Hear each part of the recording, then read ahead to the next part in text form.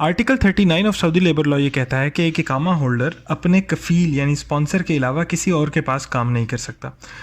इस वजह से जब भी आपको कोई न्यू जॉब मिलती है तो आपको नकल कफ़ाला यानी कि इकामा स्पॉन्सरशिप ट्रांसफ़र करनी पड़ती है।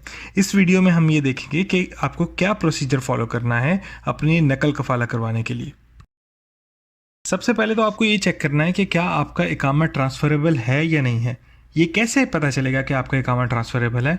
सिंपल ये है कि अगर आपका कफ़ील विलिंग है आपको ट्रांसफ़र देने में, आपका नकल कफ़ाला करने में, तो आपका इकामा ट्रांसफ़रेबल है।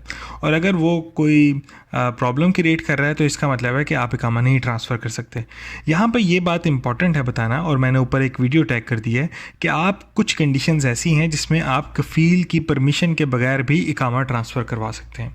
तो जब आपको ये पता चल गया कि आपका इकामा ट्रांसफ़रेबल है तो अब आपको ये चेक करना है कि वो जो न्यू कंपनी जिसमें आप अपने स्पॉन्सरशिप ट्रांसफ़र करवाने जा रहे हैं, जहाँ पे आपको न्यू जॉब मिली है, क्या वो आपका इकामा भी ट्रांसफ़र कर सकती है या नहीं।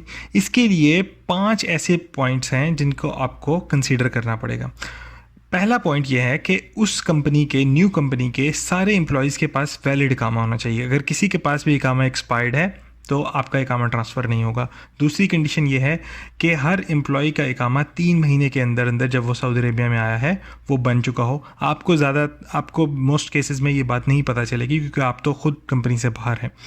तीसरी बात यह है कि उनकी जो सैलरी है वो वेज प्रोटेक्शन सिस्टम के थ्रू पे होती हो। वेज प्रोटेक्शन सिस्टम के ऊपर मैंने वीडियो एक बनाई है, वो मैंने टैग कर दी है। चौथी बात यह है कि उस कंपनी का जो निताकात स्टेटस है, जो उसका कलर है, वो रेड नहीं होना चाहिए, वो ग्रीन होना चाहिए। इसके ऊपर भी मैंने एक ऊपर वीडियो बनाई है, आप देख सकते हैं कि आप कैसे चेक करेंगे कि उसका स्टेटस ग्रीन है या नहीं है। और पांचवी और आखिरी कंडीशन ये है कि कुछ कंट्रीज़ के सिटीजन्स हैं जिनका इकामा ट्रांसफ़र ही नहीं होता, जैसे कि थाईलैंड है, पाकिस्तान, इंडिया और बांग्लादेश, जो कि मोस्ट प्रोबेबली ये वीडियो देख रहे हैं, उनके ऊपर ये कंडीशन अप्लाई नहीं होती है। चलते हैं इकामा ट्रांसफ़र के प्रोसेस की तरफ। सबसे पहले जो न्यू कंपनी यहाँ पे भी आपको जॉब मिली है वो आपसे रिक्वेस्ट करेगी कि आप उसको अपनी इकामा की कॉपी दे दें ताकि वो एक रिक्वेस्ट कर सकें ट्रांसफ़र ऑफ स्पॉन्सरशिप की, यानी नकल कफ़ाला की रिक्वेस्ट क्रिएट कर सकें। तो जब ये रिक्वेस्ट क्रिएट हो जाएगी तो फिर अब आपने रिक्वेस्ट करना है अपने करंट एम्प्लॉयर से, यानी करंट कफ़ील को ये कहना है कि वो रिक्वेस्ट सिस्टम के अंदर एक्सेप्ट कर ले।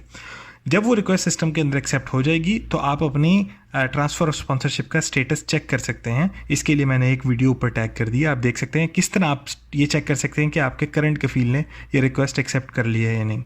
तो जब वो रिक्वेस्ट एक्सेप्ट कर चुका होगा, इसके बाद आप को सिंपल ये करना है कि आपको फ़ी पे करनी है इकामा ट्रांसफ़र ऑफ इकामा की। फ़ी कितनी होती है? पहले ट्रांसफ़र पे 2000, फिर दूसरे पे 4000 और तीसरे पे 6000।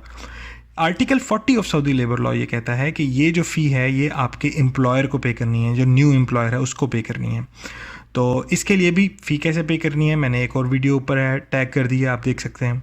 तो जब आपकी ये फ़ी भी पे होगी तो आपकी जो ट्रांसफ़र जो स्पॉन्सरशिप है वो मुकम्मल तौर पे अबशर के सिस्टम में ट्रांसफ़र हो जाएगी। तो जब ये ट्रांसफ़र हो जाएगी आपकी स्पॉन्सरशिप, तो इसके बाद आप जा सकते हैं जवाज़ात और प्रिंट निकलवा सकते हैं अपने इकामा का।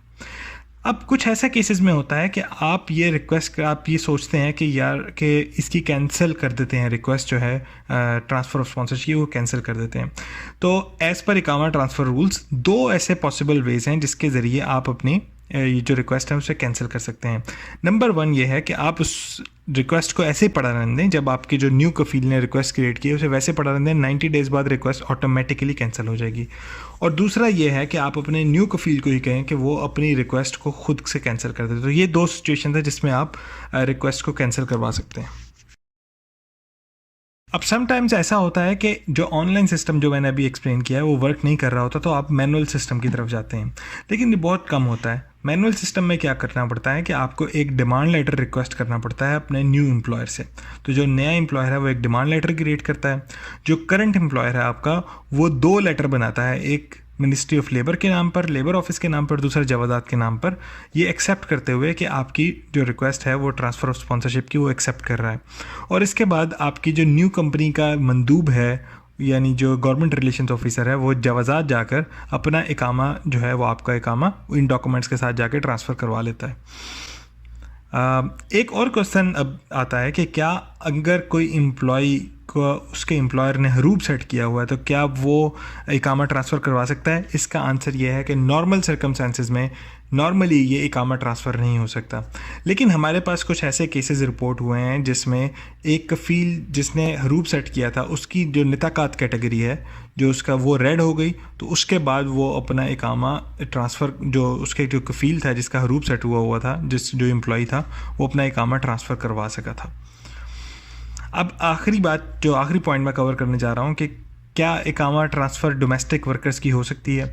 अब यहाँ पर यह है कि अगर कोई डोमेस्टिक वर्कर है और वो अपनी डोमेस्टिक वर्कर मतलब हाउस मेड और जो ड्राइवर वगैरह हैं, जो हाउस ड्राइवर हैं, वो अगर अपनी रिक्वेस्ट अपना ट्रांसफ़र करवाना चाह रहे हैं एक इंडिविजुअल से कंपनी की तरफ, तो ये पॉसिबल नहीं है। और इसी तरह एक इस्टेब्लिशमेंट, एक कंपनी में आप काम कर रहे हैं और आप चाहते हैं कि मैं हाउस ड्राइवर बन जाऊं, तो वो भी पॉसिबल नहीं है। इसके लिए आपको फाइनल एग्जिट पे जाकर न्यू वीज़ा के ऊपर सऊदी अरबिया आना पड़ेगा।